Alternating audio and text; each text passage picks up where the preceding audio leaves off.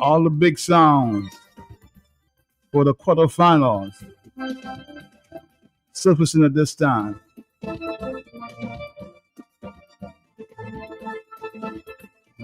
I will talk about that and we'll get into the more current issues in the next half an hour. We're going to be talking to JD, a former Calypso King in Dominica, with his number for 2026 called I Choose to Be Good. Let me give you a piece of what I just heard a minute ago.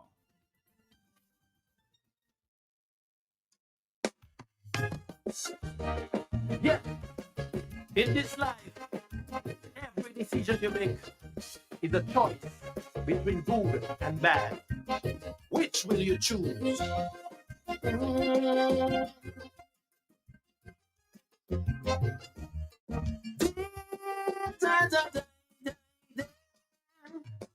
Born and raised on this little island, right in the center of the Caribbean. Everybody knows everybody. The best times I could remember were when we decided to come together. One common man, one common goal. But when religion and politician preaching division, we as the conscience of our nation, we must take a stand. I don't need nobody to tell me I'm my brother's keeper, you see. And relations between my brother and I are really up to me. I made that choice, you see. I could have been bad just to be good. I could have been bad, bad, bad just to be good. Just to be good. I could have been bad, bad, bad. I chose to be good. Everybody, let me hear you sing. Whoa, whoa.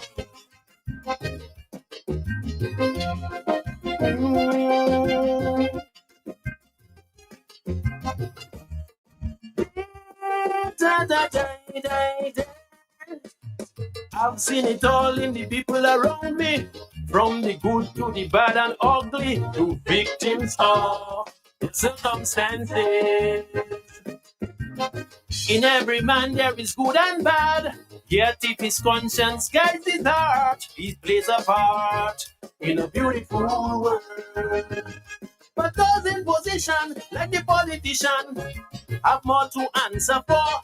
They control the nation and their decisions would make us rich or poor. So when our leaders are wealthy, but we cannot pay ends meet, it is clear that their choice is selfish, and to hell with everybody. That's not who I aim to be. I could have been bad just to be good. I could have been bad.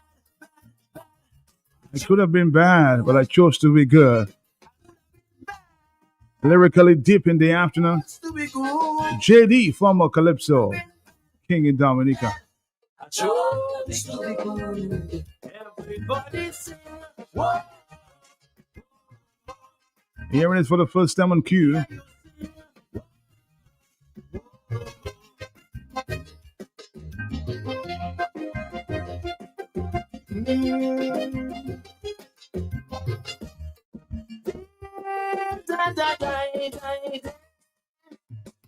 Well, in this life, no man is perfect. Morals and principles he may neglect. There may be time to get back on track. But when a man on top with power can't elevate his people under, there comes a time they must react. Don't take their actions in isolation when they can take no more. Hard-working people fighting evil, then rebel with a cause. So when all you see me singing, oh, things going on, join with me cause we in the same boat, and let we chant them down. We know which side we on. We could have been bad. We chose to be good. We could have been bad, bad, bad. We chose to be good. You could have been bad. Choose to be good. You could have been bad, bad, bad, but choose to be good. Let me hear you sing. Whoa. Everybody sing. Whoa. Whoa. A pen by JD himself. Good afternoon, JD. How are you doing this afternoon? Good afternoon, Matt. Good afternoon, Matt. How are you doing? Good afternoon to all the listeners of Q95 right now. I want to big up my mom. She must be listening, I suspect. Mm-hmm. And also my sister in the US, my brother in the US, my wife, Ashanta. Yeah. And all the listeners, all the fans. Oh, ACS, of course. AC Children I know they're Company. locked in at And this new time. in there. Sandra, Yes, good afternoon to you. Sandra, good afternoon to Yeah, man, I'm sure they're locked in and listening to the vibes. Yep. JD, tell us something about that song. Tell us something about that song. When did you start writing this one? I mean, I know Well- you're a very lyrically tough guy.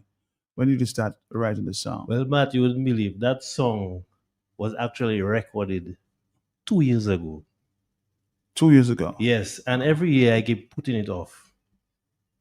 But for some reason, this year seems like the right time for that type of song. Choose to be good. Mm-hmm. Because, I mean, in Dominica, in the region, if you check the world, you have a lot of bad characters.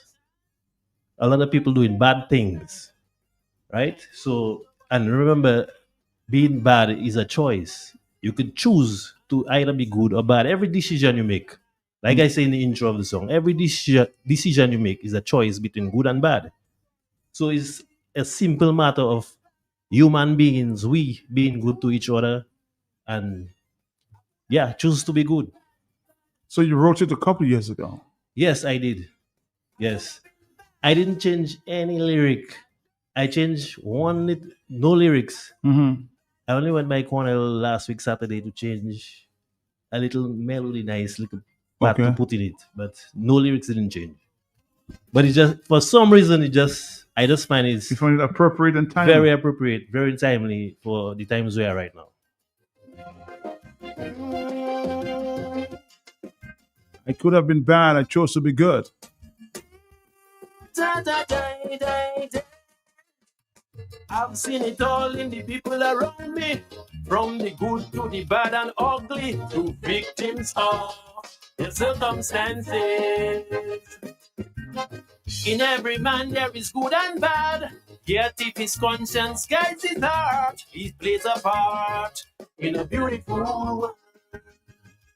Those in position, like the politician, have more to answer for. They control the nation, and their decisions would make us rich or poor. So when our leaders are wealthy, but we cannot pay ends meet, it is clear that their choice is selfish, and to hell with everybody. That's not who I aim to be. I could have been bad just to be good. I could have been bad, bad, bad, just to be good. I could have been bad, just to be good. I could have been bad, bad, bad, just to be good. Everybody sing, whoa. Let me hear you sing. Whoa.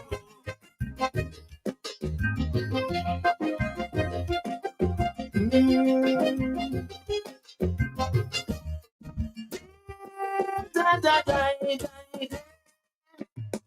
Well, in this life, no man is perfect. Morals and principles he may neglect. There may be time to get back on track. But when a man on top with power can't elevate his people under, there comes a time they must react.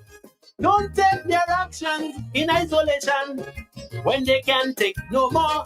It's hardworking people fighting evil, then rebel with a cause. So when all you see me singing, all the bad things going on, join with me cause we in the same boat, and let we chant them down.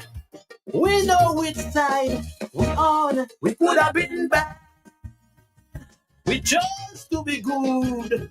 We could have been bad, Listen and listen well. to be good. Lyrically deep, huh? Choose to be good. You could have been bad, but choose to be good. Let me hear you sing. Everybody sing.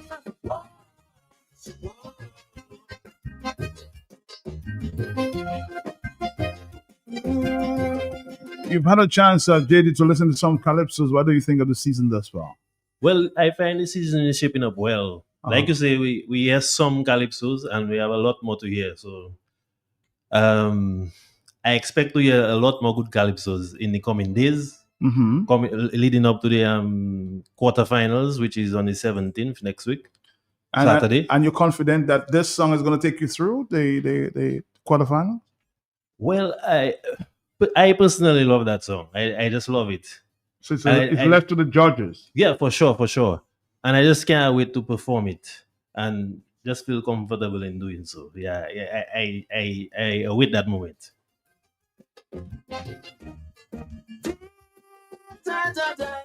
What do you think is different from this year compared to last year? What do you think? I think last year you suffered a cold. Was it last year or the year before? Yes. In the finals last year, I had suffered a cold and you struggled a little bit. It was yeah, but imagine backstage I couldn't sing at all. I thought I would just go and try to sing one line and then call it quits. But I managed to pull through.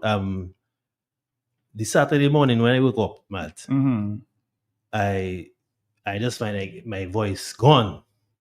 So I actually called our Calypsonian friend and pharmacist, Young Bull, and he gave me some stuff from his pharmacy. And I kept taking it throughout the day, even backstage. He come and check on me.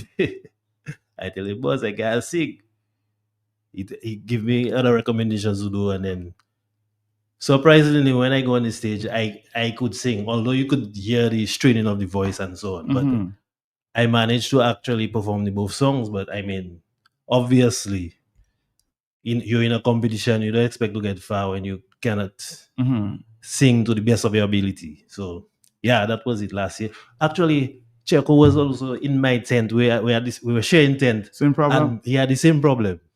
I think Dice had a little problem too, but he overcame it with some remedy. But don't you think all the stress or strain you guys experienced before going on that stage might be a problem as well? I mean, I see a lot of you sing a lot because everybody in demand around that time. But don't you think you have to relax sometime? I try to relax, but I'll tell you what.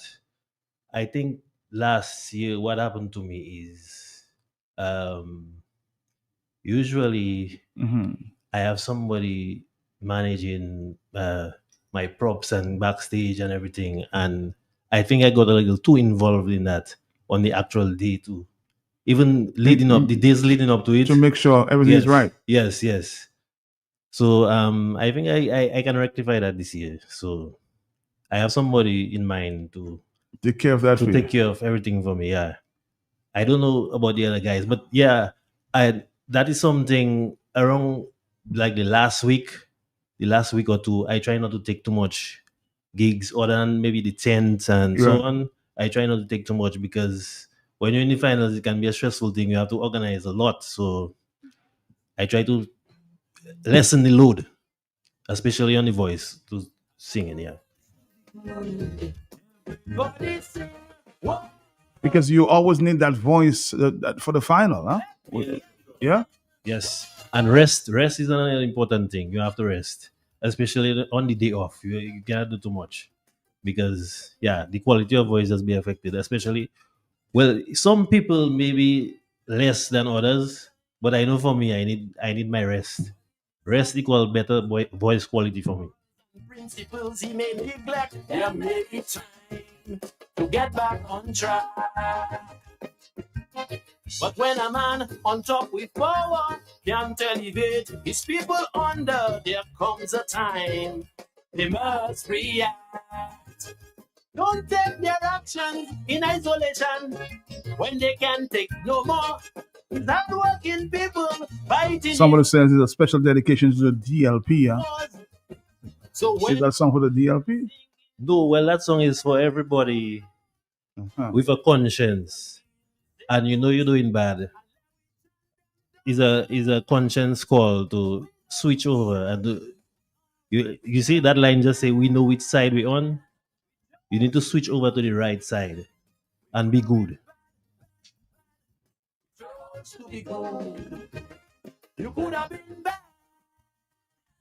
Choose to be good. You could Let me see if I can get some voice notes in there. Good afternoon, Matt. This message for JD, man. Matt, let me say congratulations to JD for not winning a crown, but for consistency, Matt. This guy always make a song with message, and that's a sign of a great artist.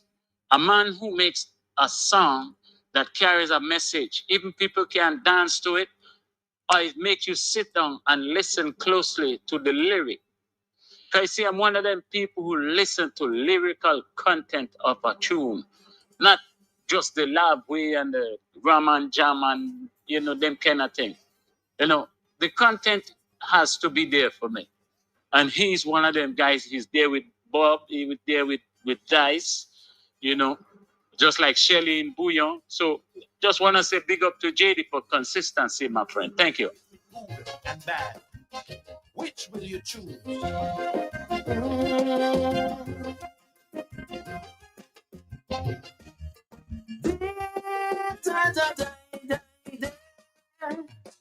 Born and raised on this little island, right in the center of the Caribbean. Everybody knows everybody. The best times I could remember were when we decided to come together, one common man. Somebody says good influencer to the young people, huh? Religion and politician, preaching division. We as the conscience of our nation, we must take a stand. I don't need nobody to tell me, as my brothers keep you see. And relations between my brother and I are really up to me. I made that choice. You see, I could have been bad just to be good. I could have been bad, just to be good. We're going to give you a chance, of course, to do an a cappella if you can. You think your voice is warm enough? I can do something, man. You can do something. Yeah. Because normally when we hear the lyrics or the sound, sometimes the lyrics is buried in the song. A lot of people prefer to hear the song a cappella so they can have a better, deeper understanding.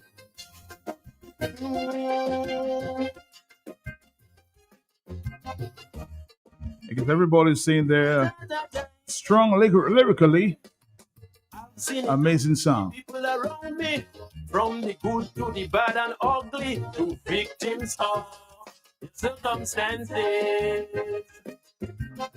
In every man there is good and bad, yet if his conscience guides his heart, he plays a part in a beautiful world. Those in position, like the politician, have more to answer for. They control the nation, and their decisions would make us rich or poor. So when our leaders are wealthy, but we cannot pay ends meet, it is clear that their choice is selfish, and to hell with everybody. That's not who I aim to be. I could have been bad just to be good. I could have been bad. We're going to play the song for the final time this afternoon. They allowed JD to do his a cappella. It's a very, very busy afternoon here. Stick around, Dominica. We're here with the JD for 2026. Stick around.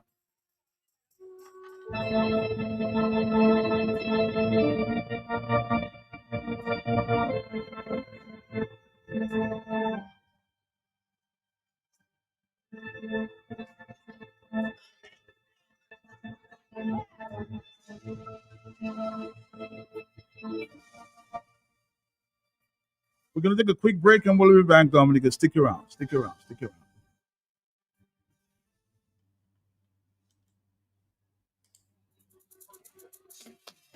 Dominicans, enjoy your property, protect your property. You homeowner and businessman, protect your property, enjoy your property. Can't wait for the hurricane, can't wait till you flood again, can't wait till you fly out and all your business coming out. Remember, no insurance company will insure your property when a storm is approaching. Get ahead of the hurricane season. Insure with a company who gives you the assurance of payment for your valid claim. Come speak with us today at the New India Assurance Company Limited, upstairs AC Shillingford and Company Limited, 24 King George Street, Roseau. Bring along an up-to-date valuation from a qualified engineer and get insured today. Slim presents Drink with Intent, the ultimate one silent Headwoods Party, Volume 2. Volume 2, featuring Dominica's finest, DJ Snow, Selector Urban, DJ Ram, DJ Flip the Boss, DJ Day, Mika Labadi, DJ Ati, and DJ Slim. After party with Al Willis, YouTube sensation, DJ Style, your Barbie Faithy, and Dominica's World Touring DJ MJ. It's all going down at the Realm, January 17th from 9 p.m. Admission, early bird $60, tier 2 for $80, and tier 3 $100. Tickets sold at Cozy Corner or online at ticketball.com. Drink with Intent, the ultimate all-white solid Headwood Party Volume 2. It's gonna be crazy. This event is sponsored by Belfast Estate, PB Rob, Discover Dominica Authority, Southern Lakes Hotel, Big W, Research IGA, Molly Walker, Ritz Limited, Serrano, Hennessy, Malibu, KFC, DJ Median, K-Bits, Vibes Radio, Humble Visual, Master Fan, Magnum Tonic Wine, Chef Ali, GBA Enterprises, Funky Rum, Chipman's Reserve, DDA Styles Travel, The Realm, Cozy Corner, The Vibe, High Garden Limited, Mika's Courtyard, Mika Henderson Inc., One Temps Bar and Grill. Ooh, oh, KFC. Ooh, oh, KFC. Looking for some place to go. Variety meals for soul. KFC. Grab your family and your friends. Join in the experience. KFC. It's the place to be. Made for you and me. KFC. KFC. It's finger licking good. Whoa! It's all about Calypso quarterfinals on Saturday, 17th January 2026 at 8:30 p.m. at the Faction Valley Road. 32 Calypsonians backed up by the Swingsters Band. Early bird tickets is only $30 online at Eventbrite. General admission $50, sit-in $60, VIP $100. Don't forget the date, January 17th, 2026 at 8:30 p.m. It's all about Calypso, Calypso, Calypso. Calypso Quarter by Night, sponsored by Flo Dominica, Josephine Gabriel, Peter Water, Coca-Cola, Heineken Beer, Discover Dominica Authority, Jungle Bay, Tomlet, Fresh Market, Do It Center, BB Rum, Big Edge, Perkins Pizza, ICWI, Vibian TV, Kyrie FM, BBS Radio, Vibes Radio, and QFM. There's you got to be there. All right, Dominic, we're back here. Of course, this is of course, the Talk on the Block. And we have with us JD. Before we introduce the JD, of course, do the acapella, I want to take this message here. Good afternoon, madam listening. JD, I ain't know you, but lyrically strong. This song is just a good song. And I can tell you now, my boy, straight finals is only up to you to FOPA, and I know you won't. Don't get the call, you know, because you come like last year, and that time you had the, I know if it's a Biana wasn't on you, but yeah. So go there and do your thing, man. But good lyrics, good melody. This song is a nice song. All right? And no politics in that. Want to take it like that as a business. Yeah, that's what it is. But good song, good song, good song. So far, all what I hear, good songs. All right. Thank you. All right, let's take it out of acapella before we move on. JD, you ready? Yeah, man. Okay. Na na na na na. Dee, da da da da da. Born and raised on this little island, right in the center of the Caribbean. Everybody knows everybody. The best times I could remember were when we decided to come together, one common man, one common goal. But when religion and politician reaching division, we as the conscience of our nation, we must take a stand. I don't need nobody to tell me I'm my brother's keeper, you see. And relations between my brother and I are really up to me. I made that choice, you see. I could have been bad. I chose to be good. I could have been bad. I chose to be good. I could have been bad. I chose to be good. I could have been bad. I chose to be good. Let me hear you sing. Whoa, whoa. Everybody sing. Whoa, whoa.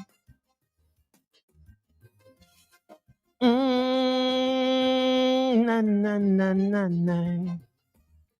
Dee da da da da da. I've seen it all in the people around me. From the good to the bad and ugly, to victims of their circumstances. In every man there is good and bad, yet if his conscience guides his heart, he plays a part in a beautiful world. But those in position, like the politician, have more to answer for. They control the nation and their decisions could make us rich or poor. So when our leaders are healthy, but we cannot make ends meet, it is clear that their choice is selfish, and to hell with everybody. That's not who I aim to be. I could have been bad, just to be good. I could have been bad. I chose to be good. I could have been bad.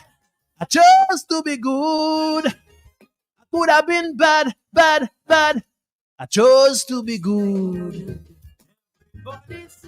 Whoa, whoa. Let me hear you sing. Whoa, whoa.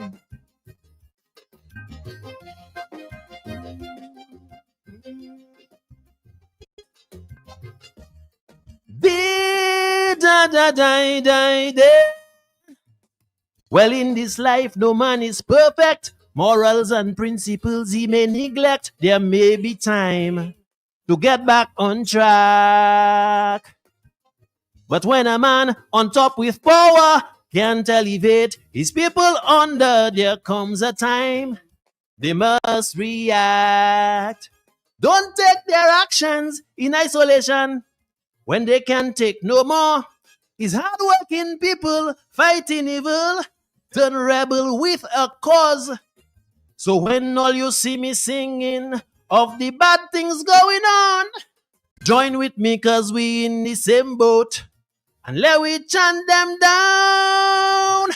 We know which side we on. We could have been bad. We chose to be good. We could have been bad. We chose to be good. You could have been bad. Choose to be good. You could have been bad. But choose to be good. Let me hear you sing. Whoa, whoa.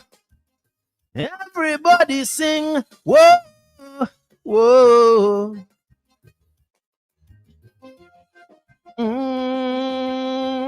Na na na na na. It's all about Calypso quarterfinals on Saturday, 17th January 2026 at 8:30 p.m. at the Faction Valley Road. 32 Calypsonians backed up by the Swingsters Band. Early bird tickets is only $30 online at Eventbrite. General admission $50.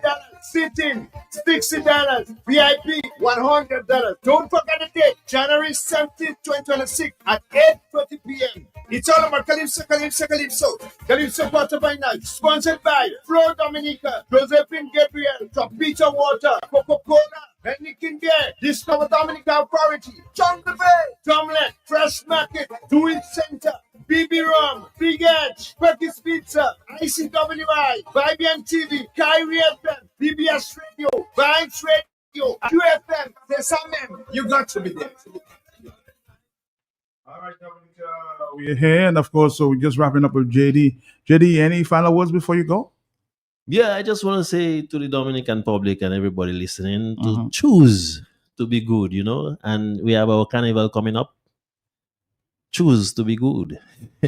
Yeah, man. All right, so carnival opens at 3:00 tomorrow. Oh yes. Interestingly, we have a truck on the road for carnival, Calypso.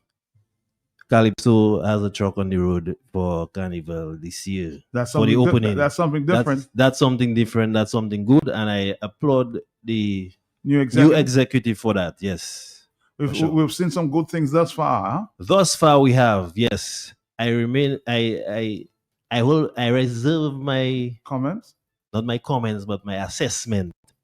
I want to let a year pass for me to see, because one of the things I lament is that Calypso is too seasonal. We need to do something out of the season to promote our own thing.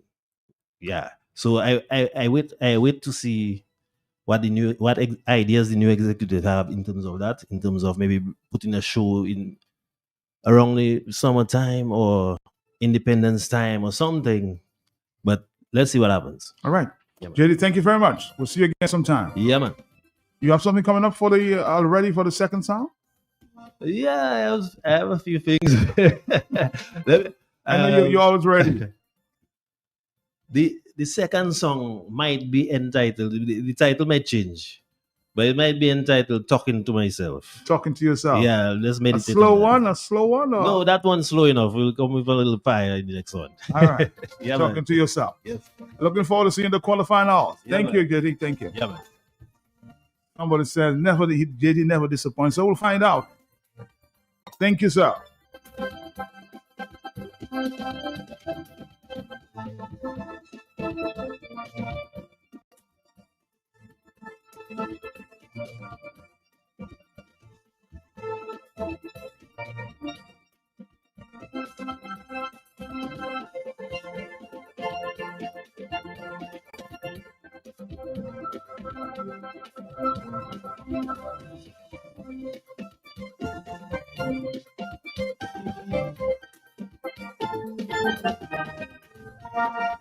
All right, Dominique, we're here. We're talking the talk on the block.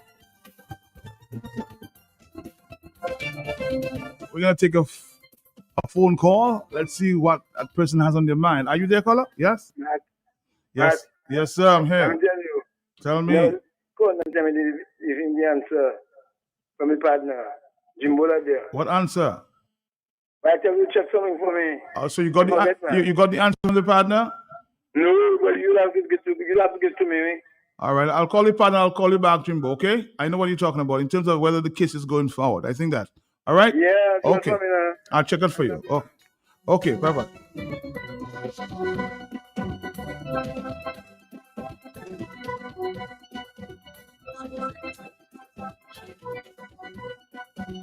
I want to start off like I did yesterday.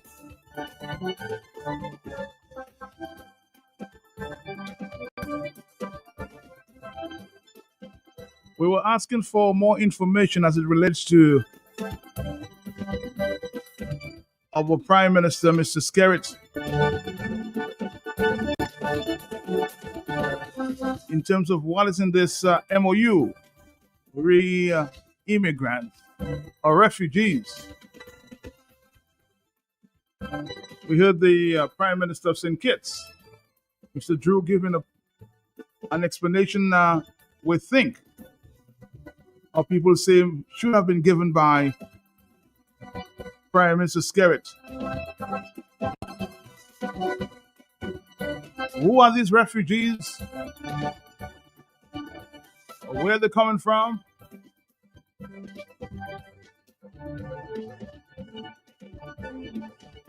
Do we have to support them while they're in Dominica?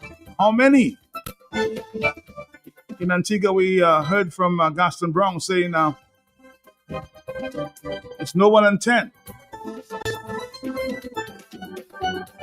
PM, you need to give more answers. Let's listen to Mr. Drew, Dr. Drew. Let's listen. And Let's see if we can go back to that. into a memorandum of understanding with the United States of America for the potential transfer of certain third country nationals. And I want us to listen carefully, who are citizens or nationals of the Caribbean community. This does not involve anybody outside of CARICOM. This is in keeping with our CARICOM principle. And I will further say that because of security matters, it does not include Haiti at this particular time. Does not involve anybody from any other place outside of the CARICOM region. Under the arrangement, the United States may propose transfers of CARICOM nationals. This is what St. Kitts and Nevis has negotiated, without violent or sexual criminal backgrounds. The MOU contemplates jointly develop operational procedures, including capacity-based limits and logistical arrangements. So in St. Kitts and Nevis's negotiations, through our proactive diplomacy, this only contemplates CARICOM citizens. At this time, for security reasons, excluding Haiti. These CARICOM nationals, they are without violent or sexual criminal backgrounds. I think there might be different discussions with other jurisdictions, but in St. Kitts and Nevis, the CARICOM nationals, excluding Haiti at this time for obvious security matters. And thirdly, these persons cannot be violent or sexual criminals. And it has to be agreed to between our partner, the United States of America, and St. Kitts and Nevis. We are a CARICOM country. CARICOM citizens can come to St. Kitts and Nevis. And all CARICOM countries, I think, have agreed to receive their people. So it means, therefore, that this arrangement of, I would call, collaboration, really is a scenario that is in keeping with our CARICOM principles. Terence Drew of St. Kitts. Now, what is the big secret people are asking? What can't our Prime Minister?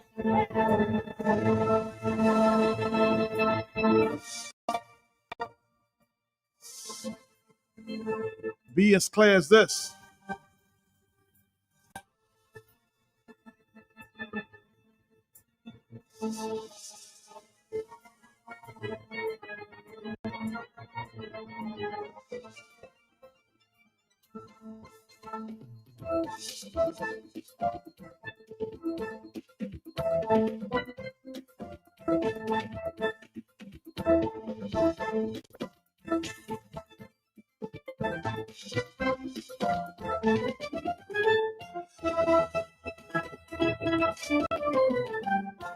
And instead of the foreign minister or the prime minister making a comment or explain further to the people of Dominica, they have issued a release that I want to share with you. I think Curtis Matthew read it out this morning, trying to explain further what is in the MOU. Let's listen to DBS News editor speaking to this MOU. A press release from the government of Dominica. Let's listen as Curtis Matthew takes a closer look at this press release. Where are you, Curtis? A press release from the government of Dominica states that the negotiated arrangement contains comprehensive and explicit protection for Dominica and is non-binding.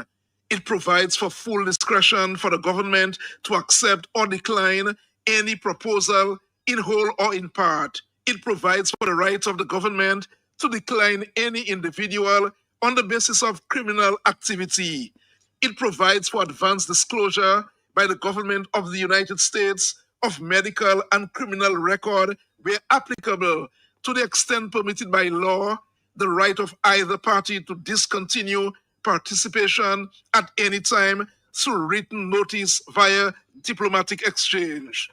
Assurance that any person accepted would be treated in accordance with Dominica's constitution, domestic law, immigration policies, and international obligations, including the Refugee Convention and Convention Against Torture, as well as other such conventions and treaties to which Dominica is a state party. Detailed operating procedures to guide the implementation and monitor the arrangement are in the final stages of drafting. These procedures are expected to specify documentation to be provided by the U.S. for each national proposed for transfer and any support by the United States. Any decision to accept third country national will be guided by the security and well-being order, full respect for international law and human rights, and the broader objective of maintaining constructive bilateral relations with the United States. The release from the government of Dominica states that at all times, government is approaching the matter with prudence and a clear focus on national interests. Both governments will continue discussions to ensure that all arrangements are in alignment with Dominica's laws, values, and national priorities. The government says it remains committed to protecting the interests of Dominicans through this arrangement and to maintain open and responsible diplomacy. Curtis Matthew for DBS News. Now, good job, Curtis. Good job. As usual. So you mean to tell me no government official could explain it that way? You needed a press release to explain it to the people of Dominica. We just witnessed Mr. Drew speaking clearly and specifically to that arrangement. So you need to put it in a press release so Dominicans get a better understanding. I don't know, I'm just asking, huh? Somebody's asking a question there based on what Mr. Drew said. So if it's CARICOM nationals, why can't they go to the island of origin? We're taking more of your phone calls, yes?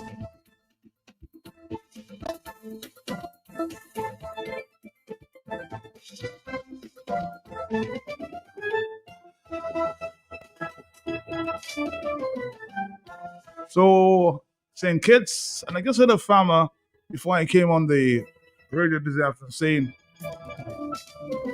Haitians are our brothers and sisters. Why can't they accept Haitians? Although I suspect from some intelligence that, some Haitians will be sent to other CARICOM countries, but I'm just asking, Mr. Drews explained, for security reasons, he won't accept Haitians. So are you sending them to Dominica? Hello, talk to me. Are you there? Yeah? Yes, Matt. Good afternoon. Good afternoon to you. Matt, this man rather go and lie on the national radio station. And it means that Curtis Voice will say better for him. Thank you. All right, thank you very much on the telephone. Are you there? Yes, Matt. Yes, I. Good afternoon. Hey, Matt, I hear this morning on another radio station. I hear The same kid Prime Minister too. Which was very good. Whether I don't know if you talk in the key, but it's some balance. And then yesterday I hear you saying at least somebody represents Antigua, but I didn't know the radio station then. Antigua get an explanation, oh no, they're asking the PM to come and talk. To come and see because they have some man in more side in the US. Which US is my partner now, Trump is my partner. But Matt, what I finding is that all of them that say them is CARICOM. I even hear certain of them call the Trinidad, my friend down there, there's no name, but the Trinidad Prime Minister, all kind of name when she get out. But the woman knows, that is why I say, we better get women to be Prime Ministers than men that be queen. You understand? And you see, why Antigua and Dominica is so much a common vibe is this man that married the man as the advisor and they have, I don't know, but I think they were molested. I don't say they were, but them two men, they look like they were molested when they were young. Anyway, let's see. All right, thank you very much. It's 1:54. Somebody's asking, Matt, why didn't the so-called leaders consult with the people before signing any of these arrangements? For instance, St. Kitts speaks about those with criminal or sexual offenses will not be accepted. What about health-related diseases, especially those diseases that are contagious, etc.? There are lots of gaps we need to cover.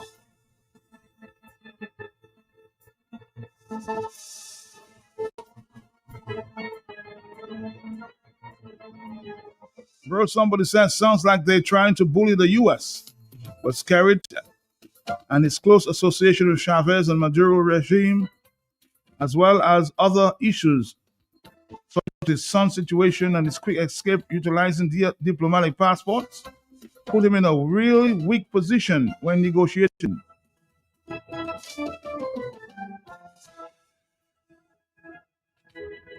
It is alleged and it's reported there, and confirmed, that he may be negotiating for his freedom.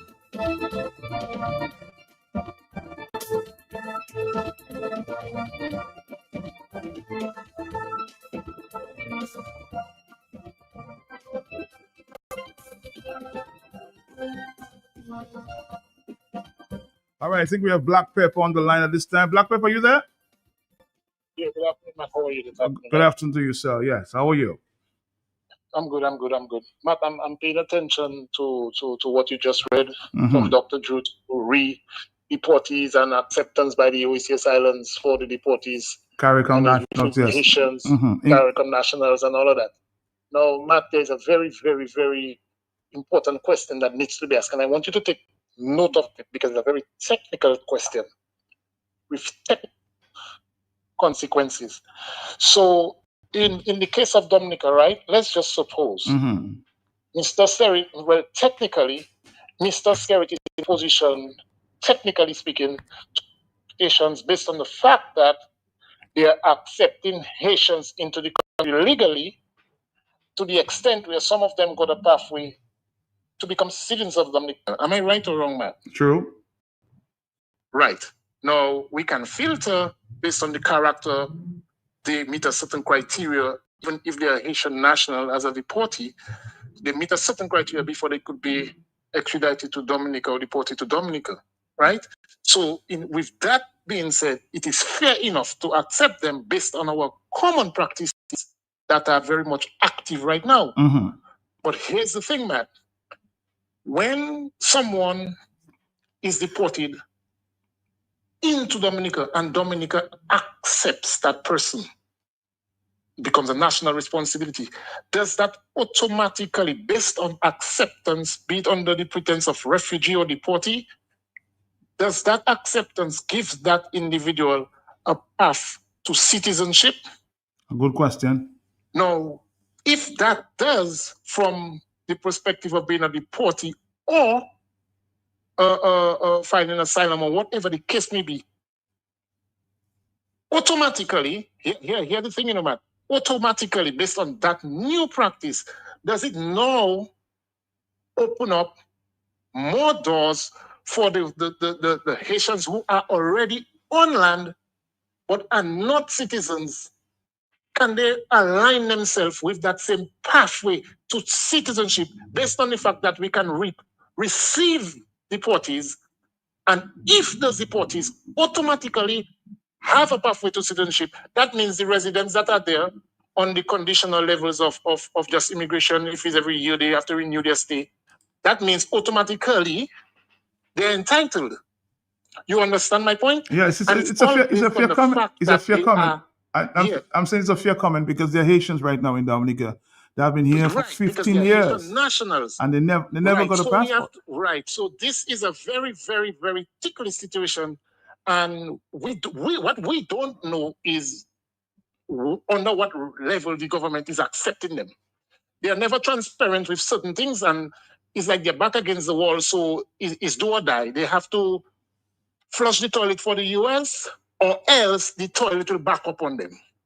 You understand, Matt? So we are in a very, very, very compromising position. It's a very disturbing position that Dominica has placed themselves in and put their practices on record to be placed in that position in the global world, Matt. That's very embarrassing. So at the end of the day, Matt, let's just have an open mind. At the end of the day, if government practices altogether, just the way you run your country, you run your CBI program, you move your money, you invest, if there is a high level of transparency and a high level of legality, why is it, based on things that are happening now, it looks like your faith was compromised, so you are put, your back is put against the wall. If you stretch, you're straight. You can stand up like a man and say, I'm not doing it. You understand? Because you have nothing up against you. But when you're silent and you're just taking all what they give you without, that's not negotiation in the matter. This is dictatorial. They tell you what you have to do, or else there's no negotiation there. You understand? That's dictating to you. Or face the consequences. Why are we in a predicament of facing consequences is the answer. So even if you don't want to believe, you have your faith in your party, you have your faith in your government, I'm still standing there and I don't want to believe this guy's into anything wrong, you know, Matt. But now on the back end, in the shadow, based on international interaction with Dominica, everybody is in a position to suggest that our government is involved in wrongdoings because the leverage to negotiate is compromised. They haven't got it. It's only predicament they place themselves in globally. That's what it is. So it's not about they're in it or not. It's about if you don't want to believe they're in something, give them the benefit of the doubt, then you come on the back line and you watch how the international world treats them to do with visas, Matt, to do with no entry. Well, share that view of me on Black Pepper. It's been suggested, and of course we saw it coming from the courts in New York, that several Caribbean politicians, they have not been named, may be indicted. Are you surprised with Maduro? Well, Mark, you see, it's a chain. It's a chain. You have to look at a sequence, and everything under investigation always boils back to establishing a pattern and the sequence of things. Right, Matt? So even if we sit here and we say, no, boy, our prime minister not in that, right? He cannot be under any indictment to do with any illegal thing to the US. But no, when you pull out your measuring tape and you measure the consequences placed on every island, you have filtered down to too many islands that are only they are facing significant consequences. Antigua and Dominica. On the record, right, Matt? So if you're trying to guess, boy, which prime minister, which official from which island, there is a filter in place to eliminate some that might be compromised. Why and how? By practices the US has just indulged with these islands. So from Trinidad, St. Vincent, St. Lucia, all that, not under no sanction. But Dominica and Antigua is. So the question is, what singled out these two countries? Remember, the countries the government is the representation of the countries, you know. Trump don't know you and whatever to do give you a visa. Trump is going, or any international forum is going by international best practices and legislations. You, the government, are responsible for putting that framework together, not the citizens. So the responsibility and the consequences solely lies in your hands. So now we're down to 2 countries. So what are we supposed to think? Okay, we don't want to think what we want to think. We still have the benefit of the doubt. But when the media, Matt, I'm telling you today on radio, I want you to, the next time you go inside of there, you have to take your time. You have to reference current situations, and your questioning must be very direct towards current situations. And do not make anybody misguide you with some kind of flirtatious and put you offline with answers. The moment they go offline, let them carry on. When they stop, put back the question right to them and say, we did not get the question answered. To my opinion, it's not answered properly. I will repeat the question again. You have to challenge him twice. Don't make anybody take you on a psychological drift. Okay, man? It happens because they're human. I'm just giving you a little courage. And that is where you have to stick the pin in the eye of the needle to make Roosevelt Skerrit say what is supposed to be said to the citizens of Dominica. It's simple. We're not pointing finger. We just need facts and we need information. We need transparency. If it's bad, find a way of telling us how the predicament we're in straight up. So once you think the thing about it, Matt, people can only help you. It's like a paro. You have to confess to yourself that you are an addict before you can go to rehab to clean yourself. Wrong or right, man? True. But the more you are in denial, is the lesser forum or energies come across and around you to help cure you. If Mr. Skerrit was open about a lot of things, some people would fall back with forgiving him and try to see how they can be a side consultant to guide him, not to go back down the same road. But he has no encouragement because he's sitting defensively in ignorance. You cannot survive life. You cannot survive governance like that. We are human beings. We make mistakes. And we are each other's keeper. So please, Mr. Skerrit, at some point in your conscience, you need to give Dominican citizens and other human beings a space. But somebody says, hold on, Black Pepper. Somebody says, we Dominicans, I heard it from Mr. Barron recently, should learn to forgive him. He may be hurting and he's not telling us, maybe he's hurting. So we have to forgive him. Well, yes, what's your take on that? But Matt, again too, sometimes I still want to go with him a little based on certain pronunciations that have been made, and technically he has been traumatized. Even the way they went about making accusation about his son and whatever, as a parent, it is traumatizing. But at the end of the day, as head of state, you have a responsibility because you are being looked at as a role model and figure to families. So you cannot dodge, you cannot duck. You have to know how you say what you say, but you have to say what you need to say truthfully. It's not what you say, it's how you say it, but you don't have to lie. Or you don't have to dodge. You understand my point, man? So I just pray to the Almighty He can put himself in that position just to create a humanitarian invite into his life, or him to just have the courage and the little zen to do things differently in the interest of all of us, man. Everybody paying for it. That's a sad story. But you're right. Right now, Dominicans are even afraid to travel. So, they're paying for it. They're paying for it. It's not right now even about you can enter the US, Man, the traumatization of interrogation at a port. You're discomfortable on your whole vacation, even though they make you pass, True. They'll be watching you. The moment you're in the line in the airport and they isolate you in front of everybody else, that's the first leg of embarrassment, That lives with you forever, man. That's psychological. You understand? So it will have a psychological effect against how you feel your government put you in an embarrassing predicament. It's going to live with you, man. We are human beings. It's sad, man. Trust me. I don't want to cry down. It's not about cry down the country. That's why whenever I make my life, I say what I say and I give suggestions. These basic things like the Prime Minister could have just asked diplomatically to allow born nationals, which will exempt the CBI or people who acquired passports otherwise from being a born national access. So the people that are responsible for governing, they don't have to pass in that predicament of your international issue because That's true. they That's very true. don't deserve it. So you have to know how to make an isolated application to create an exemption in the interim of you making your adjustments to your program. But now why Peter, I have to be on hold? Peter paying for Paul now. Peter paying for Paul. Yeah, why should Peter be on hold because of Paul?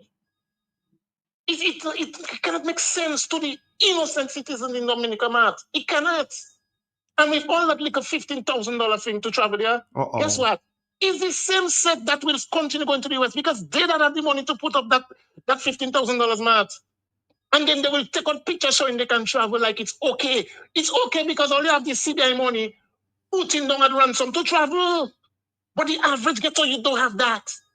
The average person that want to go Miami and make an e-container and ship with Emily Putter, they don't have that access and financial leverage. It's impeding in the ability to do commerce because the US is locking down $15,000 of their money that they would have gone to buy in goods to resell instead, Matt. So now everybody cannot move. Or you have to send money overseas, trust somebody, and see if they can do the transaction for you. Of course, it will cost you more. You understand, Matt? It's sad. It's sad. Very, sad. Very, very sad. Thank you, Black Pepper. Thank you. Making a lot of sense here. Peter is paying for Paul. That's a very good point, you know. We are innocent citizens. But now Peter is paying for Paul. And that's the truth. I mean, I can't run away from that.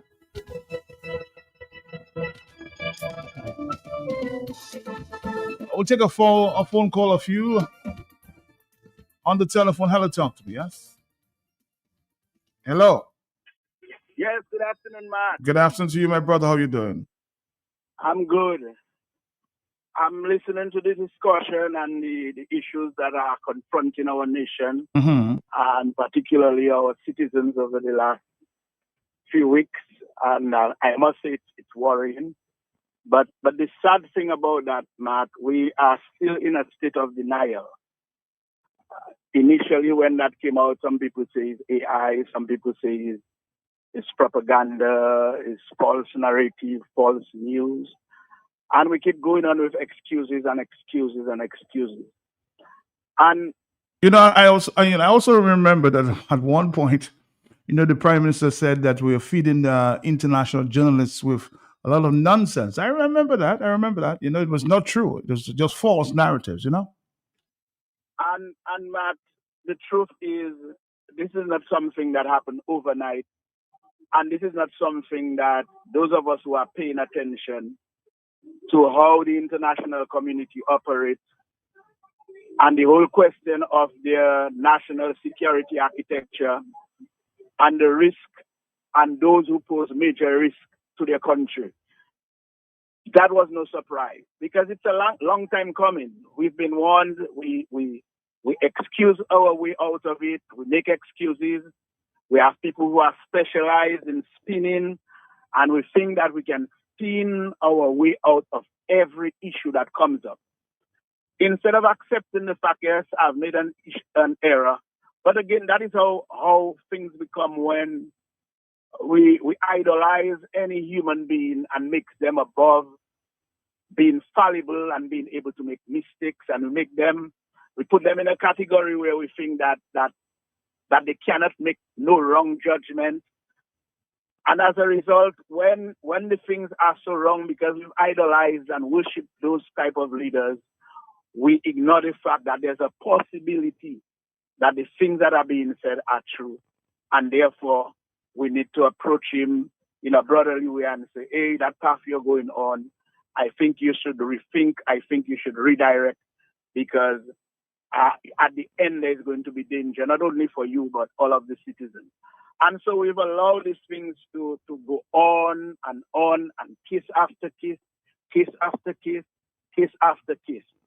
And now it have reached at the door where each and every Dominican citizen are going to get additional scrutiny at every port of entry of the United States. Whether you are whatever, but that passport is going to bring additional attention to you. And Matt, do you know that there are people who are still trying to talk their way out of that fact? Because some of them may not have traveled before. Long ago, since in the 80s in traveling, you'd hear Dominicans say they don't like to stop in Puerto Rico because Puerto Rico used to be very, very rigorous. True. They would call you aside, ask you questions. And although you know you're straight and you're on the narrow, you still used to feel away. That's true. Furthermore, now that we are in the international news, making headlines, and everybody know that there's a Dominica, and that certain restrictions have been placed against that country. Do you think Dominicans will feel comfortable traveling and going to the United States? No. I, for one, Matt, my visa expired recently, and to be quite honest, unless that thing settles down, I'm not going to apply for a visa because I'm quite comfortable sleeping in my warm bed in Dominica and inhaling my clean, fresh air and drinking the natural water of Dominica. But the thing is, this cannot continue. There has to be a sense of responsibility. All of us cannot be facing that consequence, and the people who are in charge and responsible for bringing us in this dark hole continue to think that everything is okay. Everything is not okay. And let me make an appeal to those who support the government, because this is not a thing about supporting or not supporting government. But those who think that the government can do no wrong and the leader can do no wrong, let us reflect on the serious issues that we are in now.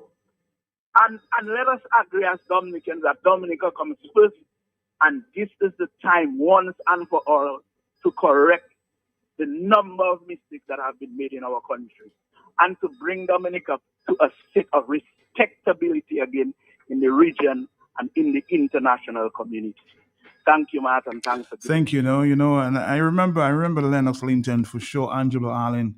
These guys have been warning forever, and they've been laughed at. They've been demonized. I will say that. And even yesterday, I was having a chat with some journalist who says that I keep calling Reed Jock, but Reed Jock, everything he has prophesied is coming to pass.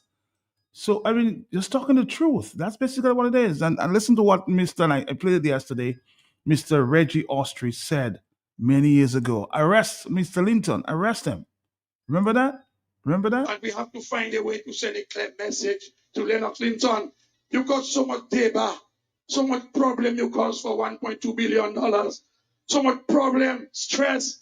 I mean, when are we going to arrest Linton for that injustice against the people of Dominica? Pick him up, and just go with him. And the guy say, just go with him. No problem, he says, see. Mr. is a headache. The man is a problem. All because Mr. Lennox Linton was asking questions. That's all he was doing, asking questions. You see? It has come to pass. Hello, talk to me on the telephone. More telephone calls, 217. Talk to me. Blessings to you, my beloved brother. Blessings to you. Blessings. But the whole country is subconsciously dying to save one man and his family. No one man and his family want to sacrifice it all to save a whole country. A whole country, man, unaware that they're dying or it is dying to save one man and his family. But no one man want to die to save a whole country from one man and his family. Matt, people are making excuses. How can Skerrit ever ask for forgiveness for anything, Matt? No, what he has asked for is he says he's giving the olive branch, You remember between the following day, the programmer zone on the olive branch, Mr. Matt, Mr. Linton, they were offering the olive branch too. Can you recall? Uh-huh. And within a few hours, the programmer zone on the olive branch. Matt Skerrit is unrepentant. Skerrit have no form of forgiveness, remorse, or nothing. So nobody should talk about forgiving Skerrit. Skerrit is a con artist. What he did at the press conference, Matt, a sympathy-seeking freak, is to try to make people feel sorry about his son, and they're taking his son. And Matt Skerrit is a triple-headed snake, and anywhere you hold it, it will bite you. I am just saying, Matt, with all what that is happening, and even I get pissed off with Thompson and his new blood in UWP. They are not dealing with the substantive issues. And there is a word they call momentum. And if you just allow the moment to pass and you refuse to put Tom to that moment, and the Tom is not Thompson Fontaine, it's momentum. And also they're going to bring people to see the Chinese military base, they call an airport, carnival coming, and then everything just dissipates. Matt, there's so many things to deal with. Man talking foolishness. Matt, me, myself, I stray a little, Matt, but listen to me. If need be, let my blood be used in the pens of the writers who will write this bloody passage of history. But I refuse to surrender my dignity, morality, sanity, and liberty to these honorable criminals. Matt, there is nothing. Matt, I listened to Curtis. You know, there is still something that is desired in what he said, but it is clearer than the press conference, isn't that so, Matt? Mm-hmm. Because what Skerrit wants to do is to keep everybody guessing. The whole country is indecisive. They don't know if they go in, they don't know if they come in. So I said that, Matt, we are a very peculiar people. We are strange, we are odd and unusual, and claiming to be Christians. Matt, if you are a follower of Christ, you're a rebel. If you read the Bible, Matt, Christ was a rebellious rebel. Matt, Vince Henderson, Bondier, Reverend Blackmore, anybody that was the salt, can they start eating that house of cards from inside out, Matt? Look at all what we are going through under American Europe, Matt. Even Guadeloupe and Martinique we might lose access to. Isn't that so, Matt? Mm-hmm. Because France is a European country. So if Europe really comes down on us like America is doing, because Europe is following the same trend, Matt, even Guadeloupe, an emergency, you think you'll pick up a helicopter and run now? Or hop on one of the express boats and run? Huh? The man is destroying the whole country for all of us. And they're talking about UWP. I'm not UWP. I'm not Labour. I'm not Freedom. I'm not UPP. I got people in bed when I was small. I get plenty of blows. Not to get blows for people in bed. No. So when you see them fellas coming and walking on eggshells, not wanting to muddy any water or ruffle any feathers, my brother, now is the time for Dominicans to take a stand and be as serious as a judge that looking to sentence some little child molester. If we want to forgive Skerrit, before Skerrit even resign and surrender all what he stole. Matt, did I hear Jolly told you they start seizing some of this property in England? I heard that yesterday, yes. Okay, Matt, I want people to do their research. If you cannot resign and surrender all what you have stolen from the country, Matt, there is no thought, no contemplation of forgiving an unrepentant, I will not say criminal. I'll leave that word out. Thank you, sir. Thank you. Thank you. All right. Gotta go back a few years there. On his usual dangerous rhetoric about the CBI, throwing out numbers and calculations that not even he could understand, Mr. Speaker. All in an effort to deliberately mislead Dominicans, create a bad image of our country, and undermine the greatest source of non-tax revenue for the people of Dominica. The intention. Then he went on to say, Mr. Speaker, that the fees paid for marketing of the CBI are higher than the wage bill. Mr. Speaker, there is no line item in the estimates for marketing of the CBI. None. Instead, there is an expenditure line item for the CBI program, which includes fees paid for marketing, due diligence conducted on all applicants to the program, and some of the other expenditure related to that program. Therefore, it is sensible for one to conclude that this was a deliberate attempt by the leader of the opposition to mislead the public. And we have to find a way to send a clear message to Lennox Linton. You got so much deba, so much problem you cause for $1.2 billion, so much problem, stress. I mean, when are we going to arrest Linton for that injustice against the people of Dominica? Pick him up, and just go with him. And the guy share, just go with him. No problem, he says, see, Mr. is a headache, the man is a problem. Lennox may be smiling right now, Lennox Linton. Hello, good morning, good afternoon to you, Lennox. Are you Matt, there? Yes.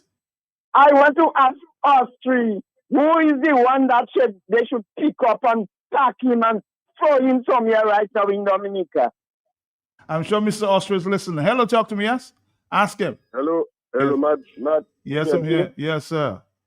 Matt Peltier, the boots in the air is talking. Yes, sir. I listen to all the conversations, and I think right now we have to understand it. Have a thing called EGWA.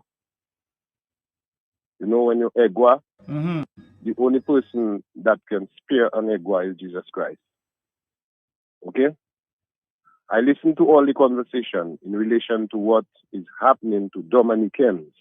It's not to UWP, and it's not to the opposition. It's to Dominicans. Those that is there and those to come. Even the children, we don't know how that thing going to solve. But when you're an EGWA and you realize that you make a mistake, you need to pray to God and ask Him to forgive you. I believe right now we need to get together and find ourselves outside of the home of Mr. Lennox Linton. Angelo Allen is far away, overseas. But we need to collaborate. How you call it now? We're going to ask for forgiveness. The forgiveness that we're going to ask from both of them, because Angelo left Dominica after he could not take it no more. Lennox Linton didn't leave, but he resigned from UWP, big action, and he stayed at his home because we, the Dominican people, never listen, and we take the advice for us to take him and trash him out. But for God to give us His blessings to be able to get over the hurdle we are on now, we need to ask for forgiveness. And I think I am making an advice, I believe that boy. I'm making a suggestion to the people out there. What we need to do is the Dominican people that understand that what Lennox was saying and Angelo was in the interest of the Dominicans that will come tomorrow, not even we that there, all the rest of Dominica. And we need to go outside of Lennox Linton home with a large gathering. People need to go and put some courage in that man to get up and stand up, because that man still have information that Roosevelt Skerrit is not bringing to us. And the only man that used to ask Lennox Roosevelt Skerrit questions in his face, I just listened to the tape you played there with Reginald Austria. When they see they couldn't do anything about him, they try to kill him. And hear what they say. Take him and dispower him, disappear him. But with the power of God, he's still there. So I am asking Dominicans to make a plan. And let's see how we can go out there and show the Father that we understand. And we're asking He, the Father, to forgive us for the wrongdoing, and ask Lennox Linton to come and join the force. Give us the information He has in order that we can get over that problem we have there. Because we still have men living and they still have Thank you. Let's go back to another conversation about Montferrat. That Lennox, I went back to his files and I picked up a few things there that he was talking about. Montferrat. Remember that one? Montferrat? Mr. Speaker, thank you. Proceeds of crime. Assets gained by criminals in the course of criminal activity, assets gained by criminals in the course of criminal activity, which they invariably seek to wash in the guise of legal activity. Mr. Speaker, this particular amendment, the two amendments that we're dealing with here this afternoon, to the money laundering legislation and the procedure of crime legislation, are particularly important to Dominica, especially under this Labour Party government. There was a decision in the court of Iran late last year where a gentleman by the name of Ali Reza Monfared was convicted for embezzlement of billions of dollars from the state of Iran. He was jailed for 20 years and he was ordered to repay the state of Iran 1.3 billion US dollars. In the normal course of things, that has nothing to do with us, except that Ali Reza Monfared was the holder of a Dominica diplomatic passport, a citizen of the Commonwealth of Dominica, who, from the evidence that is known to the world right now, used that Dominica citizenship and Dominica diplomatic status in his money laundering scheme. No, the member Honorable Lennox Linton, please withdraw that. He'll be putting the state in disrepute internationally. Whether Was Ali Reza Monfared the holder of a whatever the man action is, you cannot put the state involved. You would have any Dominican could be involved in a problem or a crime. So you cannot come to this honorable house and impute improper motive as if the government will be part and parcel of that. So I would ask you to withdraw it. No, Mr. Speaker, I'm not withdrawing a statement of fact. Ali Reza Monfared is the holder of a Dominica citizenship, which he obtained on the Dominica Citizenship by Investment Program, and he was at the material time also the holder of a Dominica diplomatic passport. But you said, I will not withdraw it. hold on, you said he used it. Yes, he did. No, that's why I'm asking you. The debate was very nice earlier today. My brother, enjoy yourself. Nice. Enjoy yourself. Comment made by the Honorable Lennox Linton, strike it off from the record on two grounds. One, it's unparliamentary. And number two, he's not here to defend himself. So strike it off. That's the comment made by the Honorable Lennox Linton in regards to the particular name he called. I'm not even going to repeat it in this honorable house. So strike it off and write it off clean. All right, Dominica, remember those days, huh? Strike it out clean.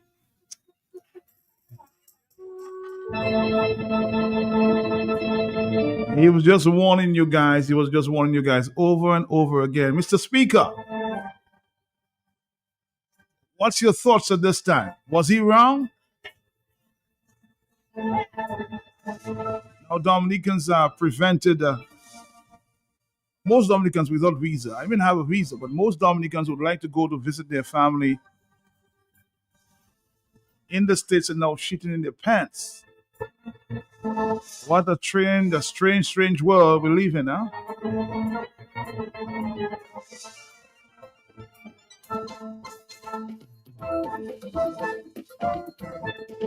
Mr. Linton again, take a bow, huh? You won them on many, many occasions. Hello, talk to me. Yes. Hi, nurse. How you doing? Mato, I spit in my pants, but I'm all right. Mr. Linton, I love you. I love you. I love you. I really sometimes to question in my mind what he's saying there now. But Mr. Linton, I understand everything today. I'd like you to make a big prayer meeting somewhere, I cannot tell you where, and thank God because you were brought to this slaughterhouse, but God set you free. You know why? The truth shall set you free. And I love you, Mr. Linton, and everybody suffering it now. So I hope I'm not choosing all people to stand up and serve Dominica. All the way choose Mr. Leonard Winston. Mr. Linton, thank you. Thank you. Thank you. But make a prayer meeting thanking God for what he has done for you.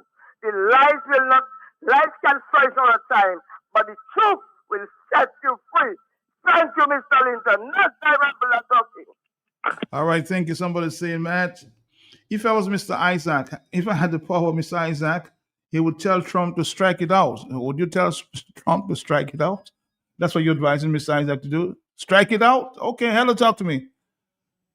Good afternoon, sir. How are you doing, sir? Oh, boy. In early November, Yes. I rang you and I told you, and I'm going to quote my exact words. I told you that from the beginning of November 25 to the middle of December 25, Nicolas Maduro would have been no more. You got the text, you can play. Okay? I was out by it. I suspected the reason why Maduro was removed by Trump was because Trump tells us he believes in God. And he didn't want to interrupt the Christmas, the Israeli Christmas. He didn't take him out before Christmas. I'm going to get a bold prediction again. The CBI, Trump is not going to allow us to continue that anymore. I'll tell you what, give us a call back because you may be using the wrong line and I'm just hearing a muffle there. So call me back, caller, call me back, use another line, okay? Thank you. Hello, talk to me, yes? Good afternoon, Mr. Pelche. Thank you for taking my call this afternoon. Hey, good afternoon to you. Long time. Everything good? One day at a time. That's it. One day at a time. Mr. Pelche, you see these things that are going on right now. Those people were surprised.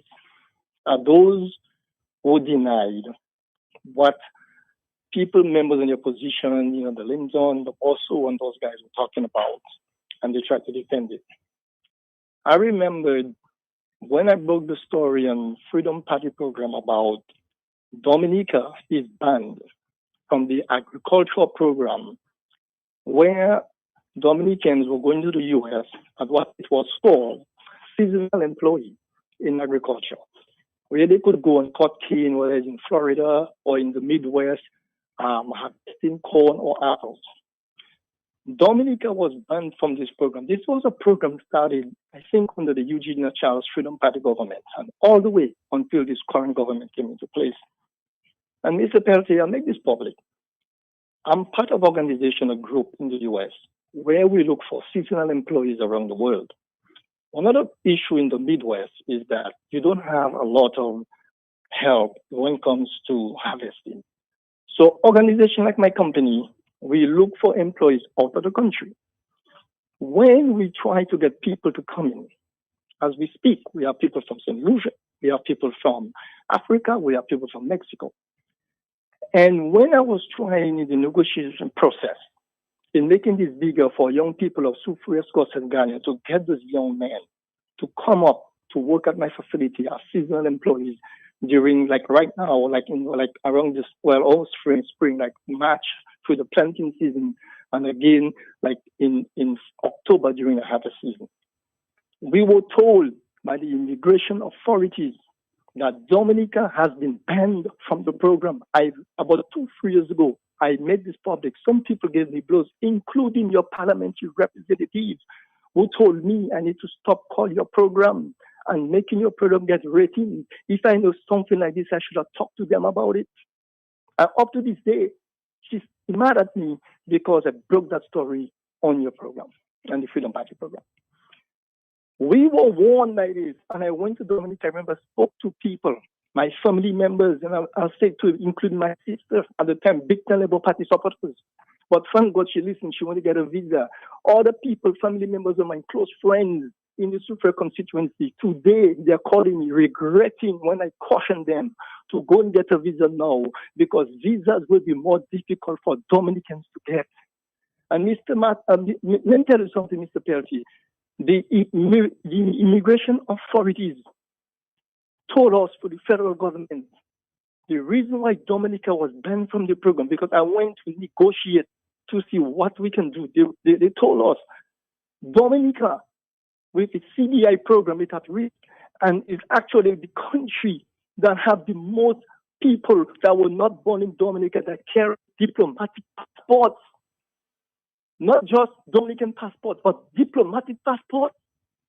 And also people that carry there are people today who were not born in Dominica that probably carrying passport as ambassadors to Dominica.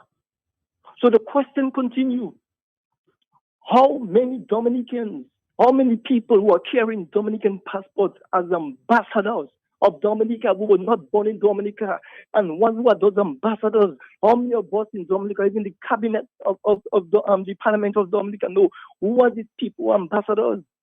The flags were there. The issues were raised. They did not listen. So, Mr. Peter, the question we have, some of the questions I want to ask, is it true, Mr. Prime Minister, that Dominica and Antigua are the two strongest allies in the Caribbean of Venezuela, Russia, and China, which seem as a threat to the United States? Is it true? Is it true that there has been high amount of cash, US dollar they trade, where Venezuela was trading oil to other countries, the part of the world where they were not able to use the US dollar, and Dominica, I'm asking, was Dominica part of exchange of this large sum of money? These are the questions that need to be asked and need to be answered. And today, you have people coming in and saying it's not the leader's fault, it's different, that they're making excuses. These are things that have been boiling from a long time, but people are not listening. In other words, these people, this government in Dominica has genetically modified the brain of the people to make them think that their position, or if you speak against something that is wrong, that they don't like the government. I work with every and any government. I have a good relationship with the government of Dominica as far as I know. I give them ideas. I work in agriculture. I work with them in other areas. But I am not going to stand there and know something is wrong and don't tell it to them. Because some of them in government, including some of the ministers, I've let them know my stand on this. Because I am not going to tolerate it, because these things are wrong. And Mr. Peter, look at what happened. Look how things happened, interestingly. Right before this visa imposing, do you remember a minister named Lawrence Barnett? You know that name? Yes. Well, Minister for you remember that person? Of course. Do you remember the scandal of she was removed? And somebody seems to make her take the blame and don't do it. This was all around the same time when Dominica saying relationship with countries. Yeah, that is in conflict with the U.S. And we know, and Mr. Peter, some of the things I said earlier, you know exactly where I'm coming from. I'm not telling you something people told me. I am in the program. You've been to my facility. You see what we do. I'm not just calling on the radio just to be heard. I'm telling you factual things, Mr. Peter, and you've been in the state of Wisconsin. You see what we do. You see the potential of young people from Dominica we could get to train, educate, and help them have a living at a minimum of $18, $19 an hour, US dollars, through the agriculture program. So I'm telling the people of the Sucre constituency in Dominica now, when we are trying to educate you about something, don't see it as we don't like the government. Any government that is in the country, I must work with them because I have businesses, not just in Dominic Florida region. I work with government, but we've been trying to caution you about these behaviors in not listening. The other question, I hope you, Prime Minister, will answer. Are there any Dominicans or are there any people with Dominican passports involved of oil, including on the tanker that was seized, not the last one, but the first one that was seized by the U.S.? These are things we need to ask. And all of a sudden, we're hearing that we're not buying gas from Petrocaribbean. As Mr. Boston said yesterday, I mean, at some point, Dominicans, if you don't wake up and see the truth, there's nothing else we can do for you. But don't blame yourself when you come and you say things are hard and somebody tells you, boy, I cannot keep helping you because you're not helping yourself. In other words, the longer you vote this government and tolerate their nonsense, the longer you're making yourself become poverty. Mr. President, thank you for taking the time. There's much more to say, but I'll probably stop there. All right, thank you very much. I want to go back to a particular story there when Mr. Skerritt spoke, about the CBI. Let's go back there. In a press conference held at the State House on Wednesday, Prime Minister Roosevelt Skerrit defended the Citizenship by Investment program as integral to Dominica's economy, stating that without it, we'd be in trouble. The remarks come on the heels of opposition leader Lennox Linton's appearance on CBS's 60 Minutes, which many feel portrayed Dominica's CBI program in a negative light. Skerrit said that money from the CBI program has been critical in the recovery efforts since Tropical Storm Erica, including the resettlement of Petit Savan. The entire resettlement of Petit Savan, 381 homes, including infrastructure, including a health center and community facilities and a market, and a playing field and a basketball court. This will be financed entirely by the CBI. Entirely by the CBI. The whole reconstruction post-Erica has been financed. We just approved, for example, ratified today in the cabinet, close to $6 million from the CBI that was going to finance the NEP for the next 6 months. So the country depends on the CBI, like all of the countries in the OECS and beyond, because in the United States, as you see, it has an EB-5 program. Skerrit acknowledged that many roads still had not been fixed since Erica. Some roads, such as the Fonkani Road, had turned into emergency situations due to continual rain this year. He stated that money from the CBI program is and has been crucial to repairing these roads. It really pisses me off when people like Linton can go and try to destroy the country. Because the Minister of Finance and the person who is largely responsible for ensuring that we have the monies to address those things, and recognizing that our people can't be taxed further, and recognizing that we cannot take loans for every single thing we want to get done because somebody has to pay for it, and you must have the revenue to pay for it. The CBI is becoming increasingly more important to our survival. If this, I can say to the country without any fear of contradiction, that if the CBI were to be taken away from us tomorrow morning, we're in trouble. Skerrit also said that bananas or tourism alone cannot provide the necessary funds to repair the damaged infrastructure. He explained that CBI money is being used both for repairing vital infrastructure as well as providing support to businesses and people working in industries like tourism and agriculture in order to create long-term employment. Skerrit said that once the manufacturers organize in Dominica, the government will support them too, and that the government is providing a $2 million loan to a local businessman to get Dominica coconut products up and running once again. All right, Dominica, you will admit that there are some good things for the CBI. And this government may have benefited the most in terms of monies coming into the country. What were the priorities? Using CBI money, huh?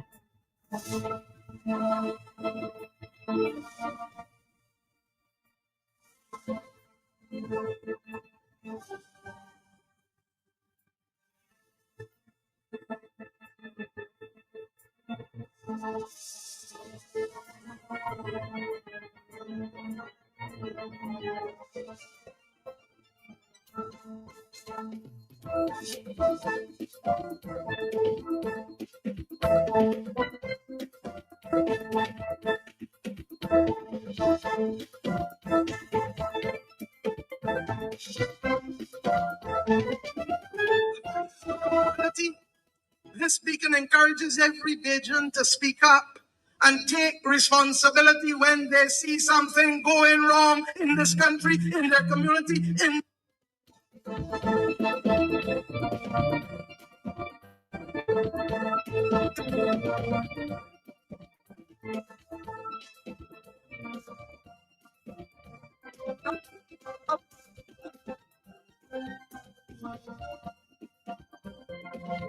I'll play a clip from Mia.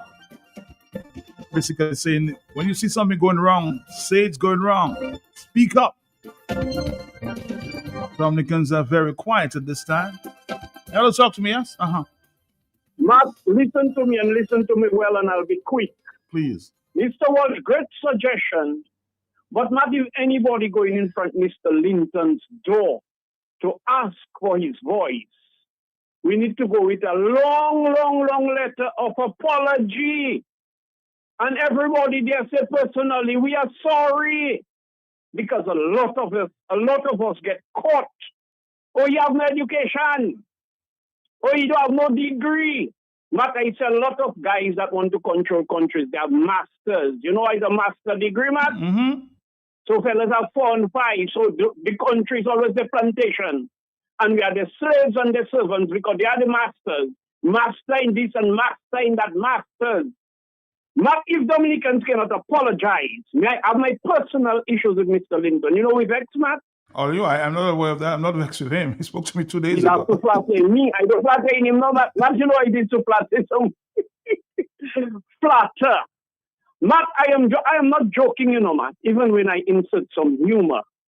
Matt, that's a man that faced a lot of persecution. He has been demonized over the years. Demonized. No. Yes.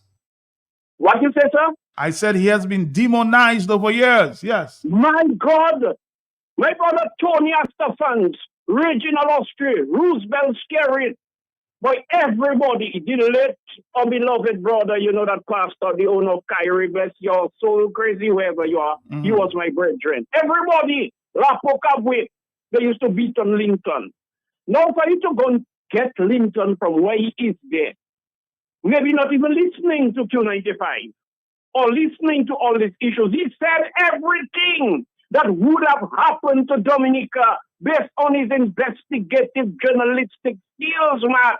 And we rejected him. I want to apologize in time of Edison James administration because I was quite ignorant and I hear corruption. Matt, you know corruption? They said it was a political strategy to get them out. There was no evidence. $90,000 or more they give Tony for evidence. He said, well, they did forensic work and they could not, so much corruption they could not find it.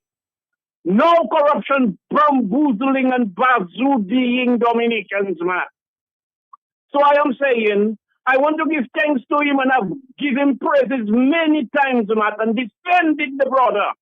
And for a man to take all that blows and finally agree, you know something, let me step back. And I wouldn't say what that is on my mind about blows coming from left, right, and center.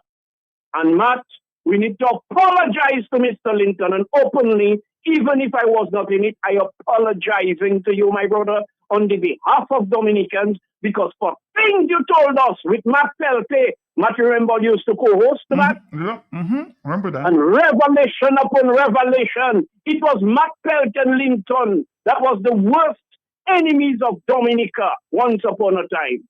And then other people start to join, and all of that.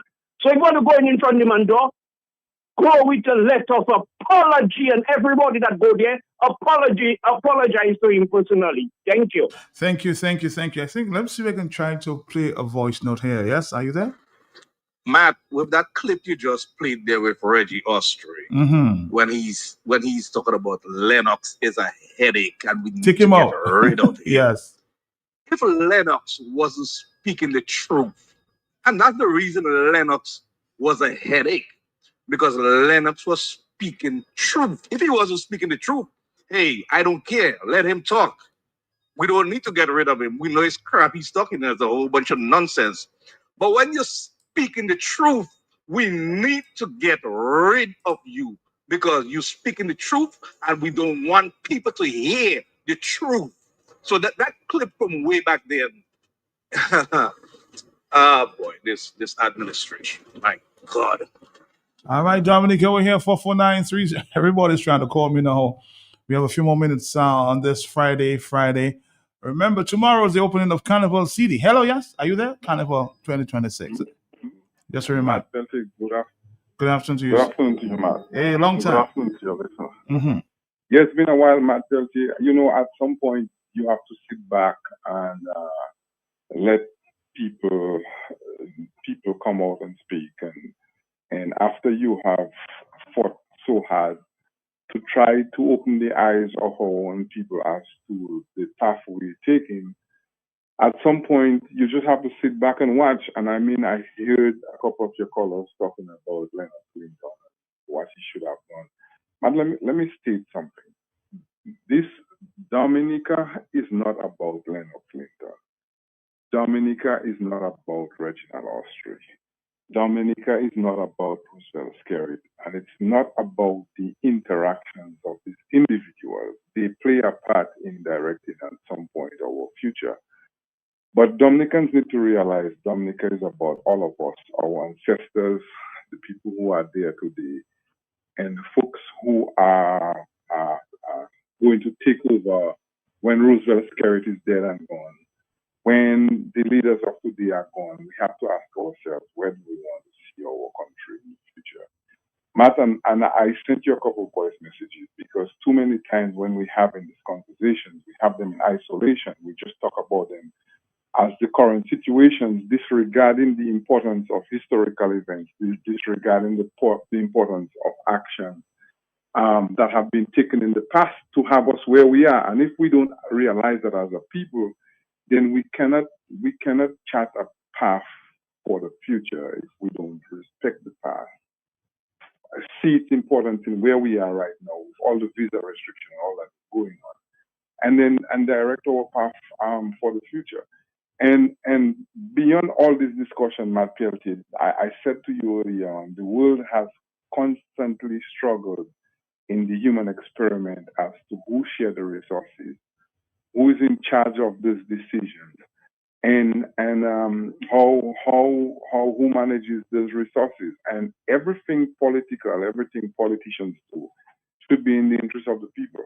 Matt Peltier, I don't know what more to say than what I have already said in the past in terms of the leadership of our country. You're talking about the Prime Minister and constant lies to the people. One day he has his son on a stage in a campaign giving gifts and giving keys to people. The next minute he says, why are you guys putting my son in politics? One day he says, everything is about CBI and it's Lennox Linton and it's Lennox Linton and it's Lennox Linton given a bad name.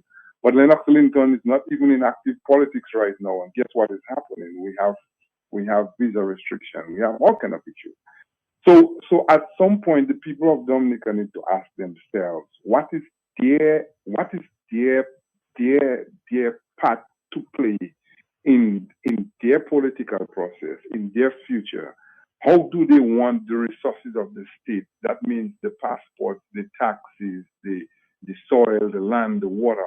How do they want the resources of the state to benefit everybody, not just a certain set of individuals? Because, you know, after the Prime Minister allowed people to abuse our statehood, our passport, guess what Matt Peltier is? When you get into the US, they don't ask you what political party you support, you know what they see on there? You're a Dominican. Nowhere it says Laborite, Freedomite, UWPI, and you get a punishment based on which party you support. So what that should tell us is the actions of the people we put in charge doesn't just affect one set, it affects all. And in a true democracy, Matt Peltier, are you listening? Are you there, Matt Peltier? I'm right here with you.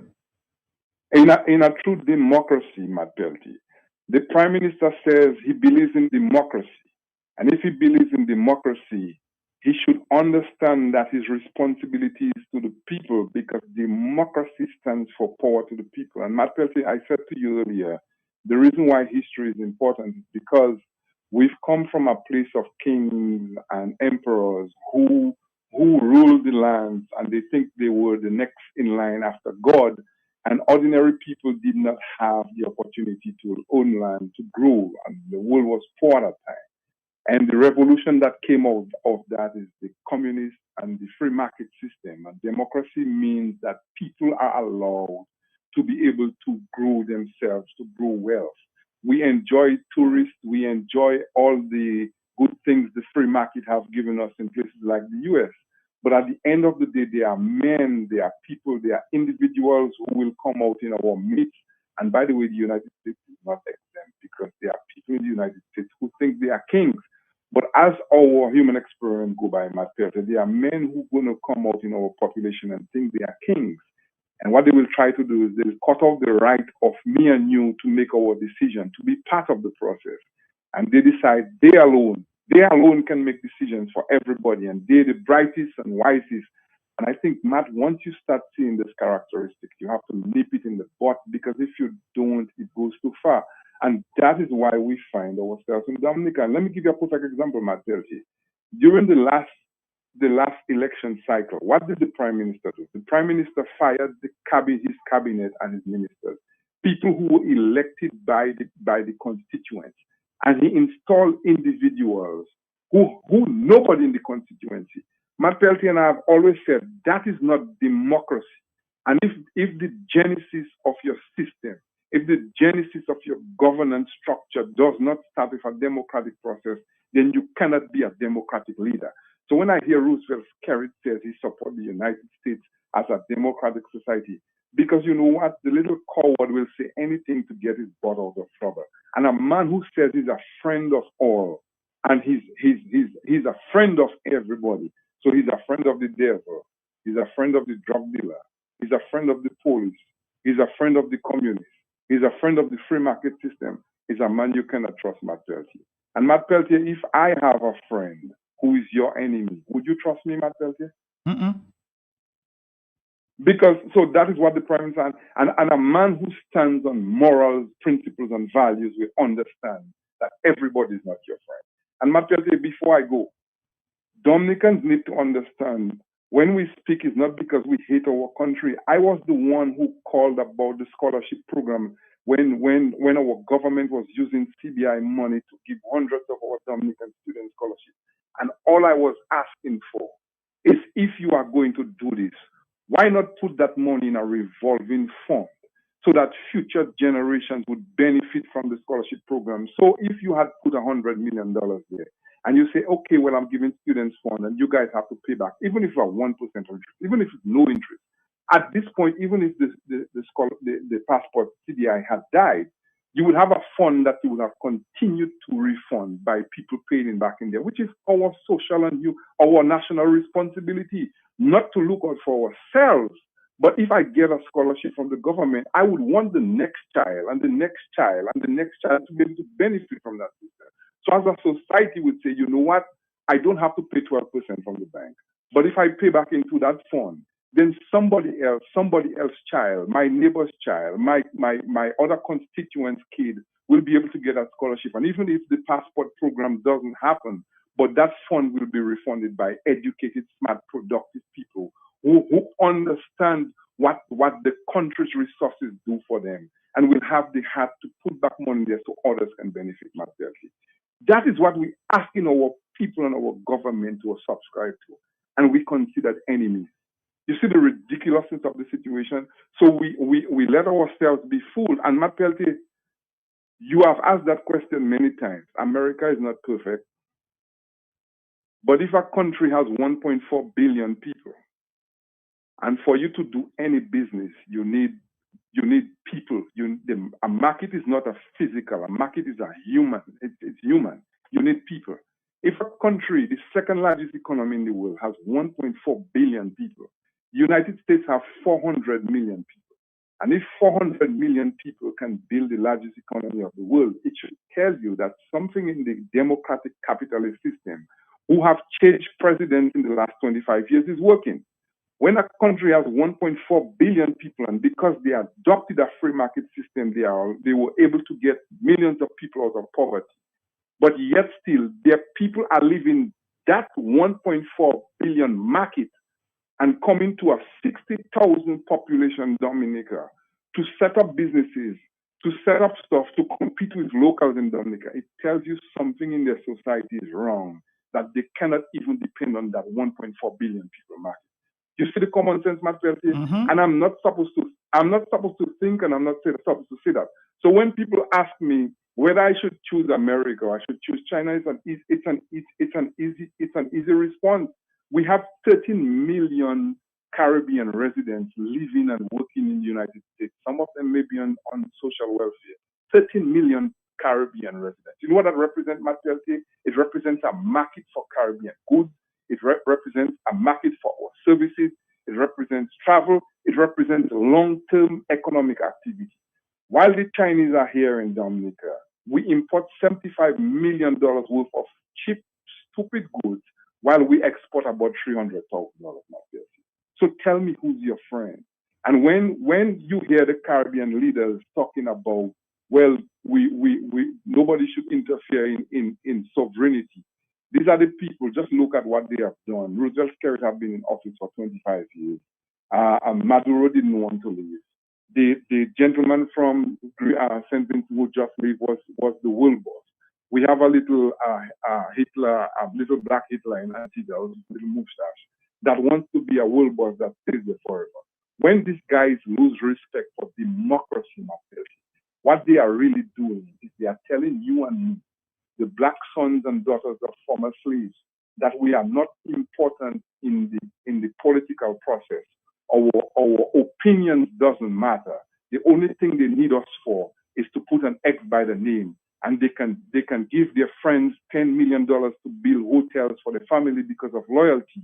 And me and you who are working for the government, teachers who are working for 10, 15, 20 years, are civil servants who cannot buy a piece of land, civil servants who cannot build a house. And then there are folks who don't pay taxes, but they get a $300,000 house. What do you expect, Matt Pierce?